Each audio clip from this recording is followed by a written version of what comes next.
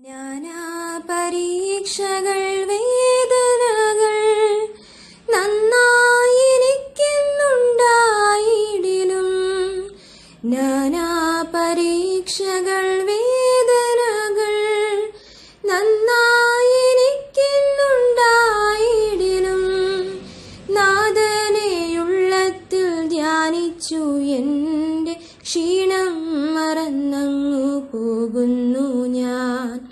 നാഥനെയുള്ളത്തിൽ ധ്യാനിച്ചു എൻ്റെ ക്ഷീണം മറന്നങ്ങു പോകുന്നു ഞാൻ. ദൈവവചന ചിന്തകൾ കേൾക്കുന്ന എല്ലാ മാന്യ ശ്രോതാക്കൾക്കും ക്രിസ്തീയ വന്ദനം. ഇയ്യോബിന്റെ പുസ്തകം 15-ാം അധ്യായം 34-ാമത് വാക്യം. അവിടെ ഇങ്ങനെ രേഖപ്പെടുത്തിയിട്ടുണ്ട്: കൈക്കൂലിയുടെ കൂടാരങ്ങൾ തീക്കിരയാകും എന്ന വാക്കാണ്. അനീതിയുടെ കൂലി, അർഹമല്ലാത്ത നന്മകൾ നമ്മുടെ ജീവിതത്തിൽ നാം കൈപ്പറ്റുവാൻ പാടില്ലെന്നും അത് നമുക്ക് നന്മയ്ക്ക് പകരം തിന്മയായി ഭവിക്കുമെന്നും അത് നമ്മുടെ നാശത്തിലേക്ക് നമ്മെ കൊണ്ടെത്തിക്കുമെന്നും ഓർമ്മപ്പെടുത്തുന്നുണ്ട്.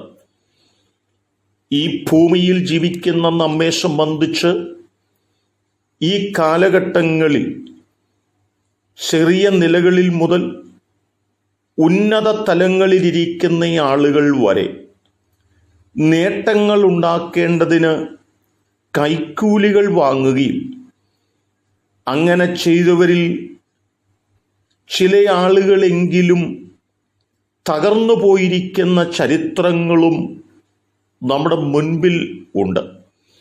ദൈവത്തിൻ്റെ വചനവും നമ്മെ ഓർപ്പിക്കുന്നത് ന്യായമല്ലാത്ത, നീതിപൂർവമല്ലാത്ത ഒന്നും നാം നേടരുതെന്നും അത് നമ്മെ നന്മയിലെത്തിക്കില്ലെന്നും ഓർപ്പിക്കുകയാണ്.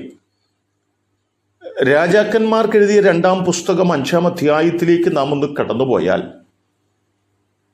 കുഷ്ഠരോഗിയായ നയമാൻ എന്ന് പറയുന്ന മനുഷ്യൻ ദൈവത്തിൻ്റെ ദാസനെ കാണുവാൻ വേണ്ടി കടന്നു പോവുകയും പ്രവാചകനെ കണ്ട് താൻ പറഞ്ഞ വാക്കുകൾ പ്രകാരം നദിയിൽ പോയി 7 പ്രാവശ്യം മുങ്ങി, യോർദാനിൽ മുങ്ങി പൊങ്ങുമ്പോൾ തൻ്റെ കുഷ്ഠമെല്ലാം മാറി താൻ പ്രവാചകന്റെ അരികിലേക്ക് ഒരു നന്മ നൽകുവാൻ വേണ്ടി വരുമ്പോൾ അത് വാങ്ങാതെ ആ പ്രവാചകൻ നയമാനെ പറഞ്ഞയക്കുകയുണ്ടായി. അങ്ങനെ ആ നന്മയുമായി പോകുന്നത് പ്രവാചകന്റെ ദാസൻ കണ്ടിട്ട് അവൻ നയമാന്റെ പിന്നാലെ ഓടിച്ചെന്ന് തനിക്കൊരിക്കലും അർഹമല്ലാത്ത, തനിക്ക് യോഗ്യമല്ലാത്ത ആ നന്മകൾ താൻ സ്വന്തമാക്കുകയാണ്.